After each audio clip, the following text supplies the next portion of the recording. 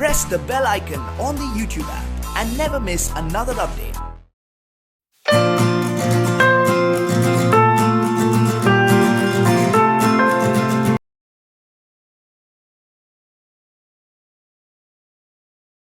Hello friends, welcome to Phoenix Educare. Welcome to the first chapter of 9th Maharashtra State Board History and Civics. The first chapter is Sources of History. See, history is a subject which helps us to study about the past. History subject में हम past के बारे में पढ़ते हैं या जो पहले कुछ जो चीज़ें हुई है उसके बारे में पढ़ते हैं. तो वो चीज़ें पढ़ने के लिए हमें कुछ डॉक्यूमेंट चाहिए, कुछ प्रूफ चाहिए जो पुराने पुराने बातों के बारे में हमें बताता है. So there are various documents that we need to study up when we are studying about past. If you take example of Shivaji Maharaj, so if you want to study history of Shivaji Maharaj, then we can study by visiting various forts that were built by Shivaji Maharaj, or we can read books regarding Shivaji Maharaj, or we can read letters that were sent by Shivaji Maharaj to other leaders or other kings, or we can study about Shivaji Maharaj in various povadas or songs, poems that are written about Shivaji Maharaj. So ये सब चीज़ है जो हमें शिवाजी महाराज उनके बारे में बताती है. जैसे उनके फोर्ट है, उनके किले हैं, या फिर उनके ऊपर जो बुक्स लिखे गए हैं, या उनके जो कॉइन्स थे, या उनके लेटर्स थे जो शिवाजी महाराज ने लेटर्स दूसरे राजाओं को लिखा था. ये सब चीज़ें हमें शिवाजी महाराज थे उनके बारे में पता लगता है ये सब चीज़ें देखने से. So there are various sources of history. Like if you want to study about ancient India, अगर पुराने हिस्ट्री के बारे में हमें पढ़ना है तो हमारे पास रिटन डॉक्यूमेंट्स बहुत कम है. तो हम अलग अलग तरीके की पेंटिंग से पता लगा सकते हैं उन लोगों ने कैसे घर बनाए. ये हड़प्पा मोहनजोदड़ो सिविलाइजेशन के बारे में आपने पढ़ा होगा. तो कैसे घर बनाए उन्होंने, उनके अलग अलग पॉटरी मिलता है हमें, या फिर उनके जो स्कल्पचर्स मिलते हैं, उनके पेंटिंग्स मिलते हैं. ये सब चीज़ देख के हम हिस्ट्री के बारे में पढ़ते हैं. या उनके जो भी कुछ मटेरियल मिला हमें, अगर उनका पॉट मिला या कुछ भी मटेरियल मिला, तो हम उसे कार्बन डेटिंग करते हैं. हम उसे चेक करते हैं कि ये कितना साल पुराना मटेरियल है. तो ये सब चीज़ों से हमें हिस्ट्री के बारे में पता चलता है. But in this textbook, in this year we will study about history of India from after 1950, 1947 या 1950 के बाद इंडिया का हिस्ट्री कैसा था, इसके बारे में हम पढ़ेंगे. So ये मॉडर्न इंडिया का हिस्ट्री है. So it is about modern India. So if you want to study about modern India, then we will use modern methods, modern sources of history देखेंगे. जैसे न्यूज़पेपर है, या फिर बुक्स है, या फिर टेलीविजन है, कॉइन्स है, या पोस्टल स्टैम्प्स है. ये सब चीज़ों से हमें इंडिया के हिस्ट्री के बारे में पता चलेगा. जैसे मॉडर्न टाइम में जब भी न्यूज़पेपर था, अगर हमने 1947 का न्यूज़पेपर देखा तो उस न्यूज़पेपर में हमें पता चलेगा कि इंडिया को इंडिपेंडेंस मिला था. तो उस दिन कौन से लीडर ने भाषण दिया था, या कौन से लीडर ने क्या बात कही थी. ये आज अगर हम देख रहे हैं तो ये हमारे लिए हिस्ट्री रहेगा. So newspaper is also source of information. Then there are various books, there are various government orders that government ने बहुत सारे डिसीजंस लिया था. ये डिसीजंस देख के भी हमें पता चल सकता है कि क्या काम हुआ था कुछ सालों पहले. So this are the various source of history. So let us study about the history. So till now we have studied about the history of ancient India, medieval India, and modern India. This year we have to study about the history of India in post-independence era. Post-independence means independence के बाद, 1947 के बाद. Sources of modern history are different from those of ancient and medieval India. So medieval history जो शिवाजी महाराज या Mughals थे वो time का history को हम medieval history बोलते हैं. या उसके पहले जो हिस्ट्री था दैट इज एंशिएंट हिस्ट्री. तो एंशिएंट हिस्ट्री या मिडिवल हिस्ट्री ये अगर हमें स्टडी करना है तो इसके लिए हमें ओल्ड डॉक्यूमेंट्स सब यूज करना पड़ता है. But if you want to study about modern India, modern history, then there are various sources like written sources, material sources, oral sources, and sources in audio visual medium. So written sources मतलब books है या newspaper है, this are written sources. Then material sources like coins, like various weapons or various materials that are available. So जूने जो material मिलते हैं, पुराने materials मिलते हैं, ये सब चेक करके ये सब स्टडी करके हमें पता चल सकता है कि उस टाइम पे लोग कैसे यूटेंसिल्स यूज करते थे, या फिर कैसे कपड़े पहनते थे. ये सब चीज़ हमें पता चल सकता है. Then we can study history through oral resources. Like we are having poems, we are having songs. तो ये पोएम्स देख के भी, पोएम्स सुन के भी हम हिस्ट्री के बारे में पता लगा सकते हैं. Then audio visual medium like videos. तो ये वीडियोज देख के, you must have seen videos of 1947 और 1950, ये जो वीडियोस जो प्रिजर्व करके रखे हुए हैं, it is like a documentary. तो ये डॉक्यूमेंट्स हम देख के हिस्ट्री के बारे में पता लगा सकते हैं। So this are the modern source of history. In the modern period, we have to take note of various sources of regional, state, national as well as international level. So अलग अलग level का history पढ़ना है। Regional मतलब एक reason का, then state मतलब एक स्टेट का history, then national level India का हिस्ट्री, और इंटरनेशनल लेवल पूरे वर्ल्ड का history. Then we can write about history from help of these sources. So we will divide the sources into two. First we will study about written sources, जो लिखे हुए जो sources है, और दूसरा है oral sources. First is written sources. The following sources are included in the research written sources. First is newspaper. See newspaper से हमें, अगर आज का हम न्यूज़पेपर देख रहे हैं तो आज के न्यूज़पेपर में हमें कल क्या हुआ था ये इसके बारे में पता चलेगा। लेकिन अगर ये सेम न्यूज़पेपर हम 20 ईयर्स के बाद या 50 ईयर्स के बाद देखेंगे तो हमें 50 ईयर्स पहले क्या हुआ था ये बात पता चलेगा। So newspaper can act as a source of history. Then periodicals मतलब मराठी में या हिंदी में हम जिनको साप्ताहिक या मासिक बोलते हैं, जो 15 डेज के बाद या 8 डेज के बाद 1 मंथ के बाद जो भी मैगजीन्स निकलता है, that are periodicals. Then diaries, जो बड़े बड़े राइटर्स है या बड़े बड़े लीडर्स है उनके अगर हमने डायरीज चेक किया तो उन लोगों ने डायरीज लिखा हुआ है, तो डायरीज से भी हमें पता चल सकता है कि क्या हुआ था उनके लाइफ में या क्या उस टाइम का क्या हिस्ट्री था।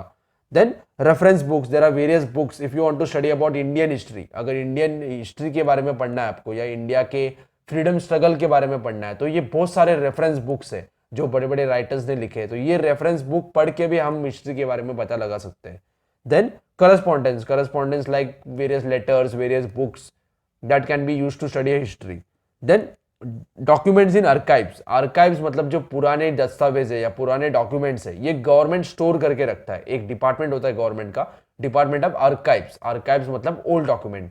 ये डॉक्यूमेंट स्टोर करके रखता है गवर्नमेंट। अगर मुझे शिवाजी महाराज और औरंगजेब के बीच में क्या बात हुआ था ये अगर हमें बात पता लगाना है तो शिवाजी महाराज या औरंगजेब ने एक दूसरे को बहुत लेटर लिखे थे, तो उन लेटर्स को देख के हम शिवाजी महाराज कितने महान राजा थे या कैसे औरंगजेब के साथ उन्होंने फाइट किया ये हमें पता लगा सकता है, ये हमें पता चल सकता है।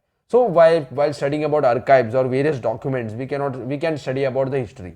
Then government gazette means order, government जो ऑर्डर निकलता है।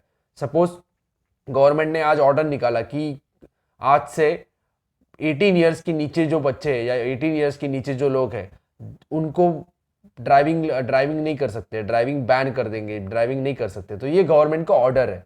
अगर हम इस ऑर्डर को 20 ईयर्स के बाद या 50 ईयर्स के बाद देखेंगे तो हमें उस टाइम पे गवर्नमेंट ने क्या डिसीजन लिया था ये पता चल सकता है। सो गवर्नमेंट गैजेट्स और गवर्नमेंट ऑर्डर्स।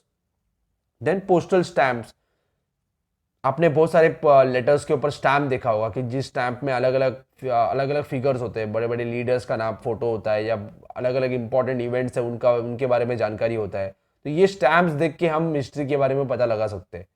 अगर हम पुराना स्टैम्प देख रहे हैं तो पुराने स्टैम्प में हमें पता चल सकता है कि उस टाइम पे क्या हुआ था, उस टाइम पे क्या हिस्टोरिकल इवेंट हुआ था कि जिसके वजह से वो स्टैम्प निकाला गया था। सपोज इंडिया के इंडिपेंडेंस को 50 ईयर्स हो गया तो उस 50 ईयर्स कंप्लीट होने के जो भी सेरेमनी है उसके लिए हम स्टैम्प निकालेंगे, या फिर बड़े लीडर्स का बर्थ एनिवर्सरी है तो उसके लिए स्टैम्प निकालेंगे। तो इस स्टैम्प से हमें पता चल सकता है कि क्या हुआ था उस दिन हिस्ट्री में। Then encyclopedias are many websites और many books which are having very large amount of knowledge। एक टॉपिक के ऊपर बहुत सारा नॉलेज होगा या फिर अलग अलग टॉपिक्स के ऊपर एक बुक होगा। So this are encyclopedias। Modern day Wikipedia जो वेबसाइट है that can be considered as encyclopedia। Then these are the various written source of history, so we will study about each of this। So let us see what is the meaning of archive। The place where historical documents are preserved is called as archive। So historical जो documents है ये documents जहाँ preserve करके रखते हैं, जहाँ store करके रखते हैं, it is like a library or museum, that is called as archive। The main office of National Archives of India is at New Delhi। It is largest among the archives in Asia। So Asia में सबसे बड़ा archive है, it is located in New Delhi। It is the largest archive in Asia। Then just as newspapers are considered the fourth pillar of democracy in the modern period, they are also major medium of information। See we are having 3 pillars of democracy। जो executive है या फिर जो ministers है, जो officers है, ये पहला pillar है executive। Second is legislature means Lok Sabha, Rajya Sabha या प्रेसिडेंट, ये लेजिस्लेचर का पार्ट है, जो भी लॉज बनाते हैं ये लेजिस्लेचर बनाता है. Then third is judiciary. Judiciary मतलब कोर्ट. ये 3 पिलर्स है, executive, legislature and judiciary. Fourth pillar is media या न्यूज़पेपर. सो ये न्यूज़पेपर इज फोर्थ पिलर और media. Then it is also considered as source of history. So while reading newspapers, if you want to study about what happened in India 30 years back, then if we study the newspapers 30 years पहले जो newspapers print हुआ था या publish हुआ था, अगर वो newspaper हमने पढ़ा तो हमें पता चल सकता है कि उस दिन क्या हुआ था, 30 साल पहले या 20 years पहले क्या हुआ था. So newspapers are also source of history. So we will study of the period between 1961 to 2000. We see that in the beginning there was no alternative to print media. So print media मतलब जो अगर अभी दो type का media है, एक तो print media, that is newspaper, magazine, books, this is print media. Then next is electronic media like news channels, like social media that we are having there, that is also electronic media. There was no alternative to print media from 1961 to 2000. There was no alternative to print media. So with liberalization and widespread use of internet in India after 2000, internet users increased in India. So an alternative for print media became available. Yet the print media still continues to be powerful. Just even today, people are preferring newspapers rather than seeing news channels or seeing social media. So first we will study about newspapers. Through newspapers, we can get information about national and international affairs, politics, art, sports, literature, social and cultural affairs. See newspapers में बहुत सारे अलग अलग type का news आता है, तो उसमें नेशनल लेवल में क्या इश्यूज हुआ था या इंटरनेशनल लेवल पे पूरे वर्ल्ड में क्या बात हो रही है, ये न्यूज़पेपर्स में आता है. देन पॉलिटिक्स, कौन से कंट्री या कौन से कंट्री में कौन से लीडर ने कौन सा लीडर पावर में आ गया, या इंडिया के कोई स्टेट्स में इलेक्शन हुआ है तो कौन से पॉलिटिकल पार्टी का पावर आया, कौन से लीडर ने क्या कहा, ये सब हमें न्यूज़पेपर में मिलता है. देन आर्ट, कोई इंडिया के कोई आर्टिस्ट को कोई अवार्ड मिला या कोई नया आर्ट आ गया है तो उसके बारे में हमें न्यूज़पेपर में मिलेगा. देन लिटरेचर और some new book is publish, then उस बुक के बारे में इंफॉर्मेशन आएगा. Then literature. Then sports, suppose Indian cricket team और इंडियन फुटबॉल टीम और Indian tennis players have won championship, then we are getting information through newspapers. Then social and cultural affairs, society में जो भी अलग अलग issues चल रहे हैं या कल्चरली अफेयर्स हो रहे हैं, जैसे महाराष्ट्र में साहित्य सम्मेलन होता है, मराठी साहित्य सम्मेलन होता है, या नाटक परिषद होता है, नाट्य सम्मेलन होता है, तो इसके बारे में भी न्यूज़पेपर में इंफॉर्मेशन आता है. The newspapers contains matters related to human life. Most national newspapers have started their regional editions. So जो नेशनल न्यूज़पेपर्स थे, जो पूरे इंडिया में न्यूज़पेपर चलते थे, उन लोगों ने अपने रीजन में, अलग अलग रीजन में एक एडिशन निकाला या अपना एक अलग न्यूज़पेपर निकाला. If you take example of Indian Express, Indian Express is national level newspaper, पूरे इंडिया में है, लेकिन उसका एक लोक सत्ता करके न्यूज़पेपर है. लोक सत्ता is in Maharashtra, so that is regional paper. Next is times of India. Times of India all India newspaper है, और महाराष्ट्र टाइम्स ये महाराष्ट्र के लिए न्यूज़पेपर है. So there is one more paper called as Nav Bharat times. ऐसे अलग अलग न्यूज़पेपर है, ये रीजनल न्यूज़पेपर्स है.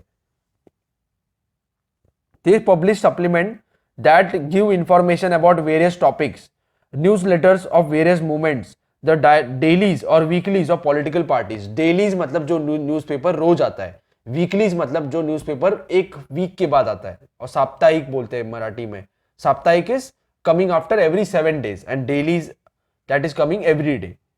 And political parties and monthly and annual magazines are important among the print media. तो कोई magazines monthly भी आता है, कोई annual magazines होता है, एक साल में एक ही बार आता है. So these are the various magazines, newspapers that are helping us to study about the history. So these are the important parts in print media. Some newspapers produce special supplements towards the end of the year that take an overview of important events in the year. So कोई newspapers होता है जो पूरे साल में क्या हुआ था इंडिया में, या कोई न्यूज़पेपर से एक अलग न्यूज़पेपर पब्लिश करता है, अलग एक सप्लीमेंट पब्लिश करता है. उस सप्लीमेंट में हमें पूरे साल में क्या हुआ था इसके बारे में इंफॉर्मेशन मिलता है. So there are various newspapers that are publishing this. They take the overview of important events in that year. तो पूरे ईयर में क्या इंपॉर्टेंट इवेंट्स हुए थे उसका ओवरव्यू लेते हैं या समरी में देते हैं. Such supplements help to understand the important events of the year. Next is Press Trust of India. It is also called as PTI.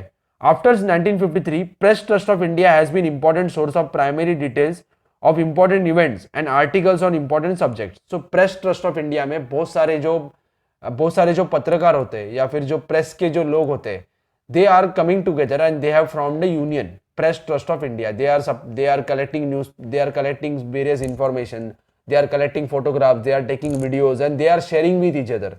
They are sharing with each other so that everybody will get the information. अगर suppose मैंने मुंबई में news collect किया और मैंने सभी newspapers को provide कर दिया, then they will print that news and people from all over the world और all over the India will understand that news. So Press Trust of India has played important role. Press Trust of India has provided reports, photographs and articles on financial and scientific issues to newspaper. So financial issues पे अगर country में कोई corruption का issues हो रहा है तो उसके इश्यूज पे कोई न्यूज आता है, या फिर साइंटिफिक रिसर्च हो रहा है उसमें एक न्यूज आएगा. Then there are various reports that are written by journalists. So they are writing about various issues. So while reading that issues, we can study about what are the issues that are faced by the India and what are the issues that are faced by people. जब भी हम वो issues के बारे में पढ़ते हैं तो हमें पता लगता है कि क्या क्या चल रहा है कंट्री में.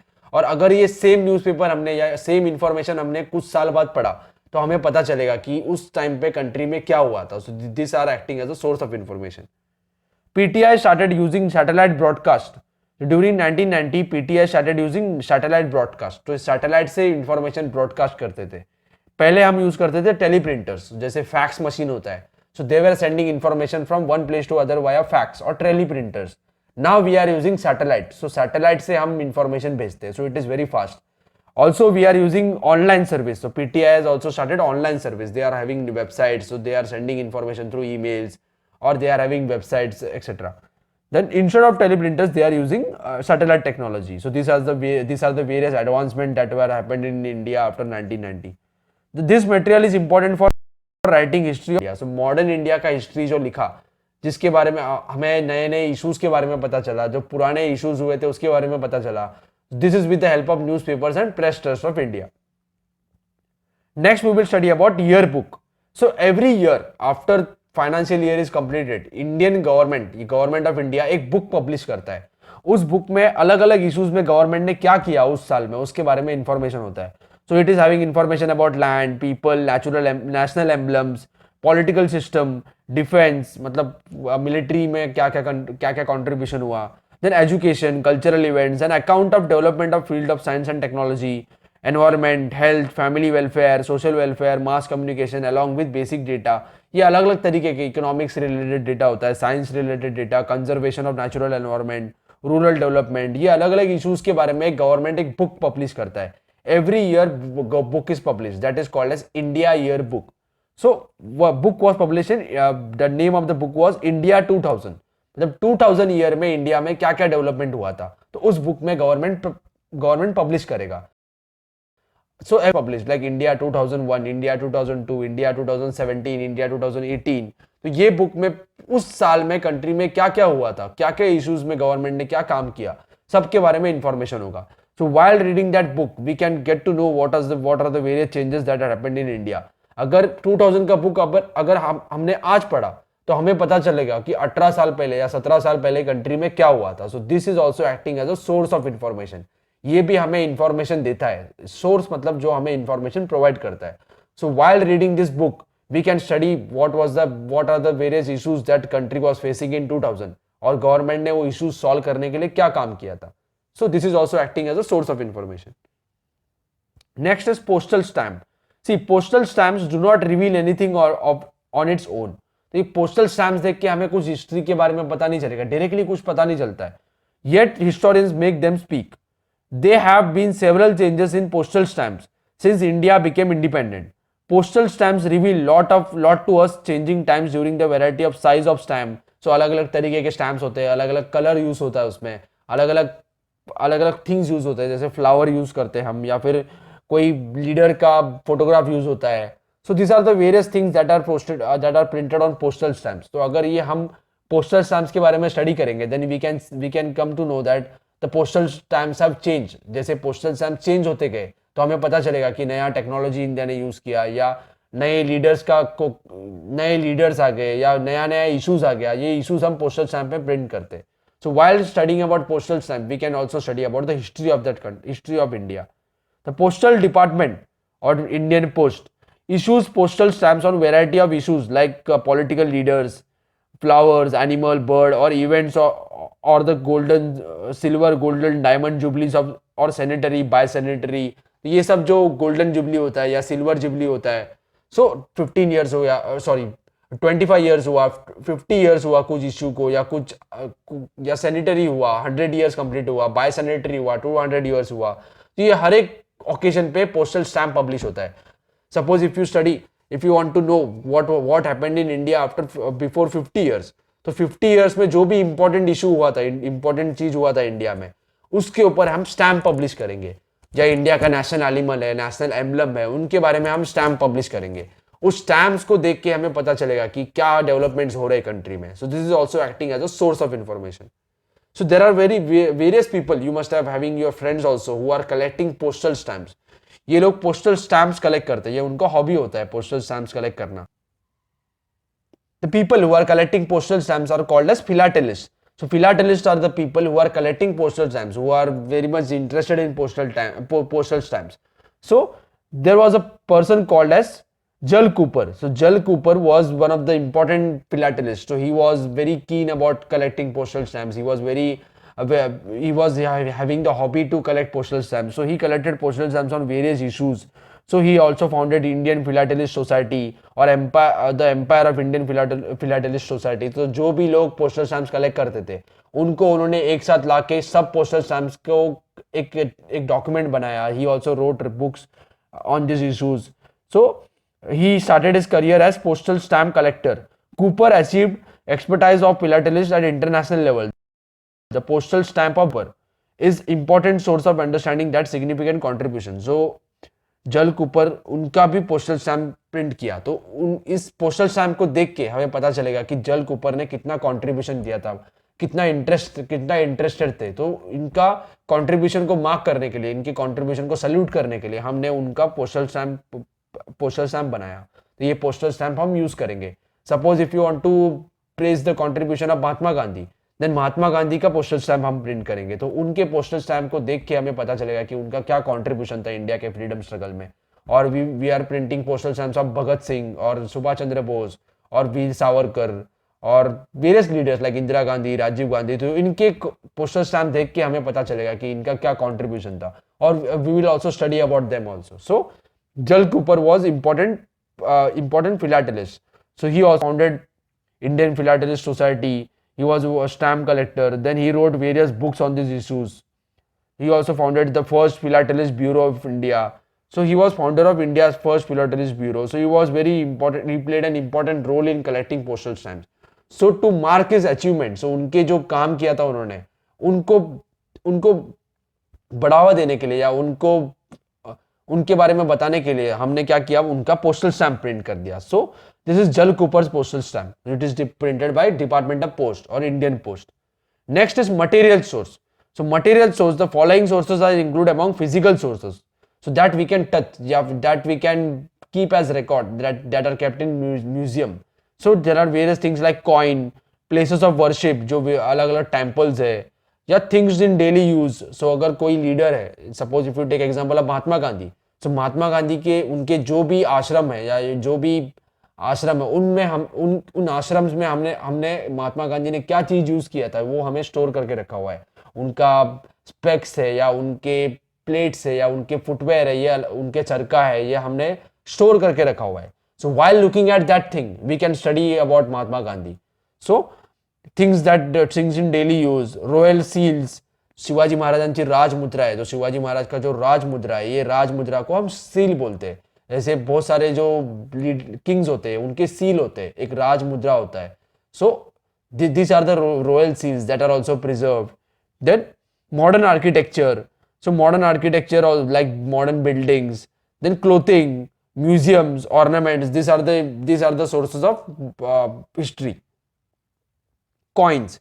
We can also understand history with the help of coins and changes in the printing of currency notes. Reserve Bank of India prints the notes. It is headquarters at Mumbai. So there are two important things.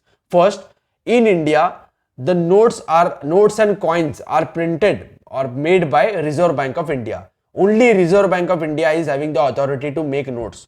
जो दूसरे duplicate note होते हैं ये क्यों नहीं चलते? क्योंकि वो रिजर्व बैंक ने प्रिंट नहीं किया हुआ है.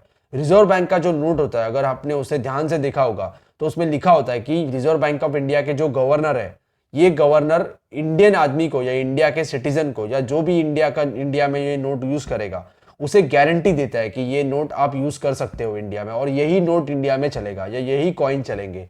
सो Reserve Bank of India, the headquarters of Reserve Bank of India is in Mumbai. Mumbai में हेडक्वार्टर्स है. And they are printing newspaper, they are printing notes and they are also making coins.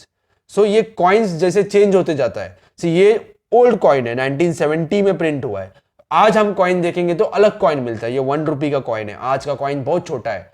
It is made up of steel and other materials. So if you see the current coin and if you see the old coin, then we can see what are the changes that the coin has made. So while seeing this, we can also study about the history. ये जो आप यहाँ देख रहे हो, मेज देख रहे हो या मक्का देख रहे हो, ये इसमें दिखा रहे हैं कि ये फार्मर के लिए कॉइन बना हुआ है. वैसे अलग अलग फोटोग्राफ्स या अलग अलग चीजें कॉइन के ऊपर होते हैं. So while looking at that thing we can study about what are the important events that are happened in India, who are the important leaders. So there are various coins that we are seeing. There are different things that are printed on the coins. So while looking at the coins also we can study about, suppose कुछ important event हुआ है तो उस event का भी coin पे print आता है. जैसे सपोज इंडिया के इंडिपेंडेंस को 75 ईयर्स हो जाएंगे तो उस 75 ईयर्स के बाद हमें एक नया कॉइन मिलेगा जिसमें बताएंगे कि 75 ईयर्स हो गया इंडिपेंडेंस को. तो coins from 1950 to present, the metals used in making them, their different shapes, the diversity of subjects and together help us to understand the important contemporary issues in India. So ये जो अलग अलग coins है, ये coins देख के हम पता लगा सकते हैं कि इंडिया में current issues क्या चल रहे हैं या contemporary issues क्या है. Then example, coin to convey the message of population control. So you must have seen the coin saying the message of population control. And coins communicating the information of agriculture and farmer. So ये जो coin दिख रहा है इसमें agriculture के बारे में या मेज के बारे में दिया हुआ है. So this coin is helping us to understand the importance of agriculture and also importance of farmers. So this are the various ways in which coins can be used to study about history. तो पुराने coin हम देखेंगे तो उसमें कुछ अलग तरीके का मटेरियल यूज होता है, अलग तरीके की बातें प्रिंट होती है.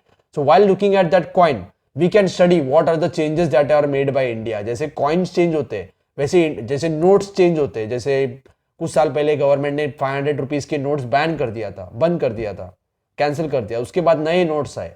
अगर ये पुराने नोट हमने 100 ईयर्स के बाद या 50 ईयर्स के बाद देखेंगे तो ये नोट्स हमें अगर किसी ने प्रिजर्व करके रखा हुआ है तो ये नोट्स देखेंगे तो हमें पता चलेगा कि 100 ईयर्स पहले या 50 ईयर्स पहले इंडिया में कैसे नोट्स मिलते थे. तो उस नोट्स पे जो अलग अलग फोटोग्राफ्स यूज होते हैं या ये चीज देख के हमें पता लग सकता है कि इंडिया में क्या हिस्ट्री कैसा था इंडिया का. So this are also acting as a source of history. Next is museum. All states of India have museums that depict the characteristics and display the cultural and social heritage of state. They enable us to understand the history.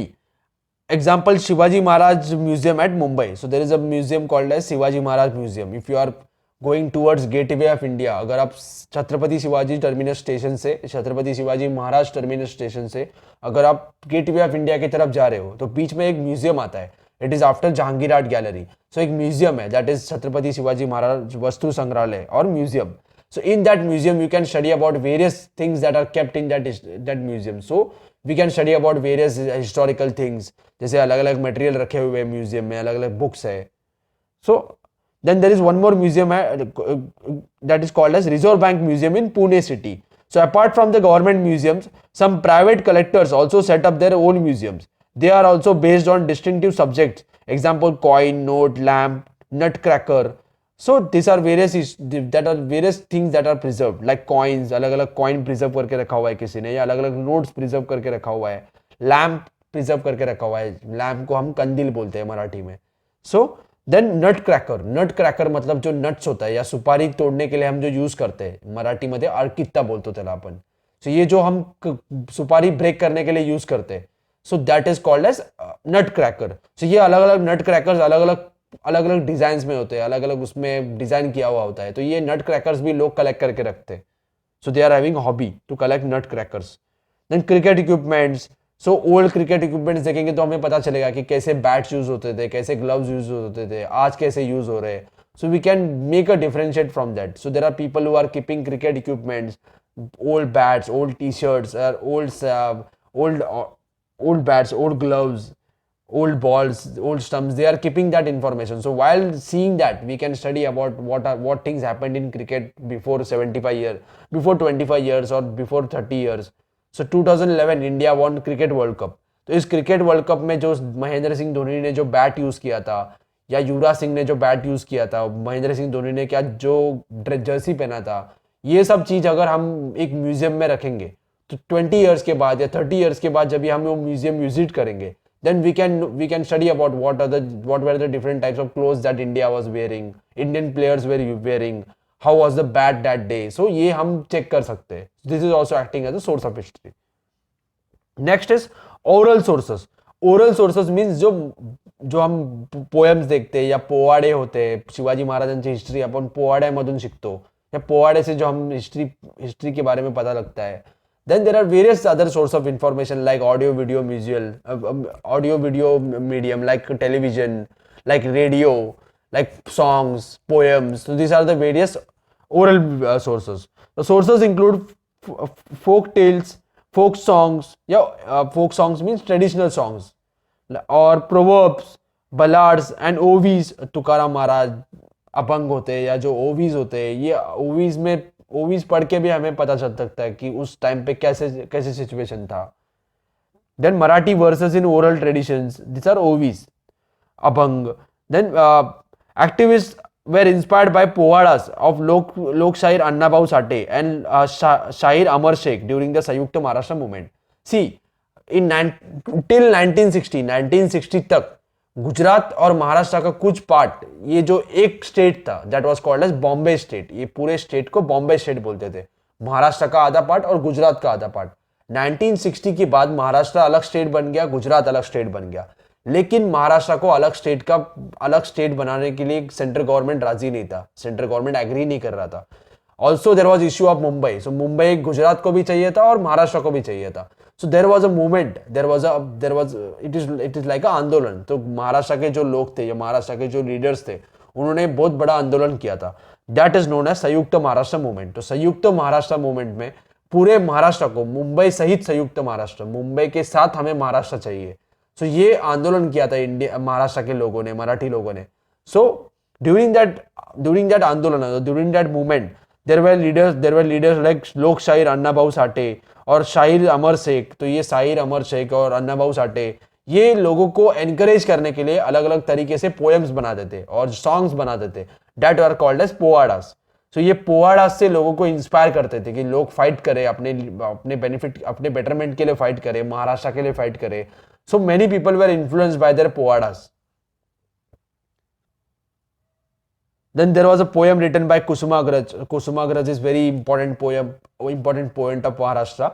So during 1962 war, 1962 में जो India और China का war हुआ था, उस war के time Kusumagraj उन्होंने एक पोएम लिखा था. That name of the poem is आह्वान. So in that poem he wrote about what are the difficulties that are faced by Indian soldiers, what is the current situation of India. So ये poem उन्होंने लिखा था. सो ये poem अगर हम आज पढ़ रहे तो हमें पता चलेगा कि उस टाइम पे कुसुमाग्रज उन्होंने क्या लिखा था उस पोएम पे, उस टाइम का सिचुएशन कैसे था. So this are the various source of information that are used to study history. Next is audio visual sources. Television, films, internet are called as audio visual sources. Audio मतलब जो सुनाई देता है हमें. So radios और songs, poems, this are audio. And poems are also written, but if you are making a cassette of that poem, so that becomes audio. और visual media, visual मतलब जो हम देख सकते हैं, जैसे टेलीविजन है, इंटरनेट है, these are visual medias. Many domestic and foreign television channels have also come under the head. So there are various domestic and international channels or foreign channels. Like we are having many foreign channels in India. History channel, Discovery channel, etc. So while looking at history channel, we can study about the history. There are various documentaries that are published by history channel. or Discovery Channel and other National Geographic also. So they are also publishing various documentaries. They are also studying, they are also telling us about what are the different issues that are faced by the country, what was the history of India and what was the history of the world. So ये सब देख के हमें पता चलेगा कि history कैसे था पहला.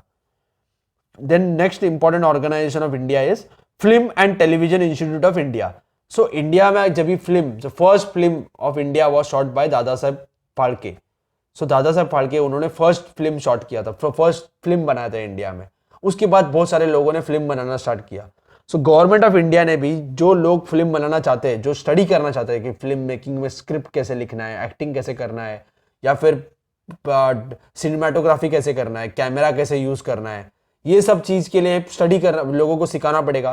सो there was a institute that was established by government of India in Pune. The name of the institute is film and television institute of India, FTII. The government of India started film and television institute of India at Pune in 1960 with the purpose to providing public education. Public को सिखाना, भी बच्चों को सिखाना है film making कैसे करते हैं, और उसके बाद फिल्म बना के लोगों को एजुकेट करना. जैसे डॉक्यूमेंट्रीज होते हैं या अलग अलग एडवर्टाइजमेंट होते हैं. ये एडवर्टाइजमेंट्स अगर हम लोगों को बताएंगे तो लोग जागरूक हो जाएंगे या लोग अवेयर हो जाएंगे. An institute called Indian News Review has produced various news reels on important events in politics. So politics में जो important events हुए थे इंडिया के ऊपर, तो उसमें अलग अलग न्यूज रील्स, अलग अलग डॉक्यूमेंट्रीज बनाए हुए हैं. Then social issues, arts, sports and culture. This department has also produced various documentaries on prominent social leaders. Suppose if you want to study about Mahatma Gandhi, then if you are making a movie on Mahatma Gandhi or if you are making a documentary on Mahatma Gandhi, then it becomes very easy to study about Mahatma Gandhi. Or if you want to study about Subhash Chandra Bose, अगर सुभाष चंद्र बोस उनके बारे में हमें पढ़ना है तो हम अगर अलग अलग बुक्स पढ़ेंगे तो ये बहुत सारे बुक्स हमें पढ़ने पड़ेंगे. There are many people who are not interested in reading books. So if you are making a movie or if you are making a documentary on Subhash Chandra Bose, then many people who are not aware about Subhash Chandra Bose will study about Subhash Chandra Bose. Or if you are making good documentary, then many people will watch that documentary. This department has also produced various documentaries on prominent social leaders, on people who have made major contributions for the country and about important locations in India. So important locations in India, if you want to show the world regarding about Maharashtra, अगर महाराष्ट्र के बारे में हमें दुनिया को बताना है तो महाराष्ट्र का अगर जो important places है, important tourist places है या important places है, उनके बारे में हमने अगर एक डॉक्यूमेंट्री बना दिया या एक फिल्म बना दिया, then many people will come to know about Maharashtra. You must be seeing various advertisements of Rajasthan, Madhya Pradesh. जैसे एक एडवर्टाइज आता है मध्य प्रदेश का, MP में दिल हुआ बच्चे सा, या राजस्थान का जो ऐड आता है, या गुजरात का पहले ऐड आता था, कुछ दिन तो गुजारो गुजरात में, अमिताभ बच्चन उसमें काम करते थे. So while looking at that documentaries, we can study what is the history of that or what is the culture of that state. और ये देख के हम वहाँ विजिट करने चले जाते हैं. So while looking at that documentaries, people come to know about the history or come to know about the culture of that region. The news releases and documentaries are useful to studying history of modern India. So ये जो news reels है या documentaries है, ये documentaries देख के हम India के बारे में पता लगा सकते हैं, इंडिया के हिस्ट्री के बारे में सीख सकते हैं. This is the logo of FTII. Next, see, till now we have studied about oral sources, we have studied about written sources, or we have studied about material sources. See, now after 2000, the media has changed. Now we are using mobile phones, now we are using social media. So on YouTube or by using various websites, we can get information regarding any issues in the world. World में कुछ भी issue हो रहा है, हम अगर हमारे mobile में भी देख सकते हैं. So now because of technology, because of modern technology, the information is getting closer and closer. Now we can get information from any part of the world. It is easy to get information. So till now we have seen important sources of history, writing the history of modern India. The times of 21st century are changing so rapidly. Even these sources will prove to be inadequate. So now we are seeing that we need more and more information. So ये information देने के जो भी sources है ये inadequate पढ़ रहे या इनएडुकेट हो रहे, कम पढ़ रहे. However, the new sources are coming now. For example, during the transformation of landline telephone to cell phone. So first we were using landline telephone, जो landline telephone यूज करते थे हम. उसके बाद हमने मोबाइल फोन में चेंज हो गए, मोबाइल फोन यूज करना स्टार्ट कर दिया, सेल फोन्स और मोबाइल फोन्स। और gadget called as pager, so there was a gadget between landline, landline में हमें फोन आता है कि ये जो वायर से कनेक्टेड होता है, लैंडलाइन मींस वायर से कनेक्ट होता है, लैंड के नीचे से जो वायर जाता है, ये वायर से दो दो फोन कनेक्टेड है, अगर वायर बीच में ब्रेक हो गया देन कनेक्शन नहीं होगा। सो वायर से कनेक्शन हो रहा था पहला। Now we are using mobile phone, तो मोबाइल फोन सैटेलाइट से कनेक्टेड होते हैं, एक दूसरे से कनेक्ट हो जाते हैं। उसके पहले जब भी लैंडलाइन से मोबाइल फोन में ट्रांसफॉर्मेशन हो रहा था, so there was a device that people were using, the device name is pager. Pager में सिर्फ टेक्स्ट मैसेजेस आते थे, तो पेजर ज्यादा हिट नहीं हुआ, ज्यादा फेमस नहीं हुआ, क्योंकि शॉर्ट टाइम था उसका, शॉर्ट लाइफ था। उसके बाद सीधा ज्यादा लोग मोबाइल फोन यूज करना स्टार्ट कर दिया। So there was a gadget called as pager, came up for connecting people or contacting people, but it died out quickly as it has hard come up.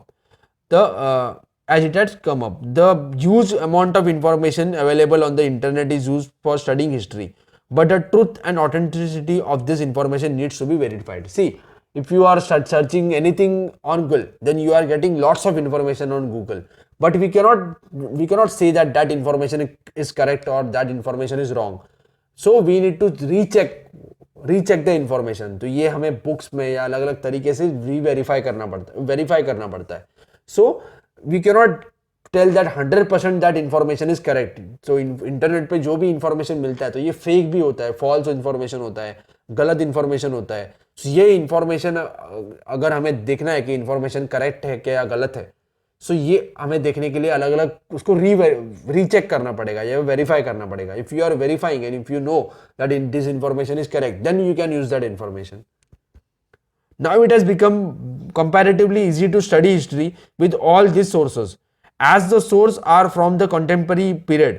They are easily available since subject like history touches all the aspects of our life. So by history we can come to know about all the aspects of human life, human के बारे में या man के बारे में सभी चीजों के बारे में हम पता लगा सकते हैं हिस्ट्री पढ़ के। Efforts for preservation of such sources are made at different level. We should also contribute to the effort. See, the archives, जो भी पुराने डॉक्यूमेंट्स थे, अगर ये डॉक्यूमेंट्स कभी जल गए या खराब हो गए, फट गए, तो ये आर्काइव्स हमें वापस कभी नहीं मिलेगा, ये इंफॉर्मेशन वापस कभी नहीं मिलेगा। Then the government of India is converting that documents into PDF form, or they are storing that documents in computers. They are scanning that documents and they are storing it as an image or PDF form. See, so we are learning on PDF file. This is a PDF file that is released by बाल भारती ने या जो हमारे text books बनाते हैं Maharashtra government ने, ये PDF file हमें दिया हुआ है। सो ये पहले अगर हम देखेंगे 10 years पहले या 5 years पहले हमें सिर्फ बुक्स यूज करना पड़ता था जो पेपर से बनाए हुए। Now we are having digital books. तो डिजिटल बुक्स ये चेंज हो गया, आज ये बुक हम कभी भी कहीं भी यूज कर सकते, कहीं भी रीड कर सकते। So as the technology is getting advance, जैसे टेक्नोलॉजी एडवांस होते जाएगा हमें नया सोर्स भी मिलेगा और ये हिस्ट्री पढ़ना बहुत ईजी हो जाएगा। सो अगर हम बुक्स देख रहे हैं तो हमें हमेशा बुक कैरी करना पड़ेगा। So if you are seeing videos or if you are reading books on mobile phones or tablets or computers, so PDF mobile books है या वर्ड फॉर्म में बुक्स है, जो ये जब अगर हम पढ़ रहे हैं तो हमें इजीली ये डॉक्यूमेंट्स कैरी कर सकते हैं। एक बुक पूरे बैग में कैरी कर सकते हैं। तो अब जितना बड़ा बुक कैरी करते हैं, अगर हमने बहुत सारे बुक कैरी कर दिए तो बहुत सारा हमें बर्डन हो जाएगा।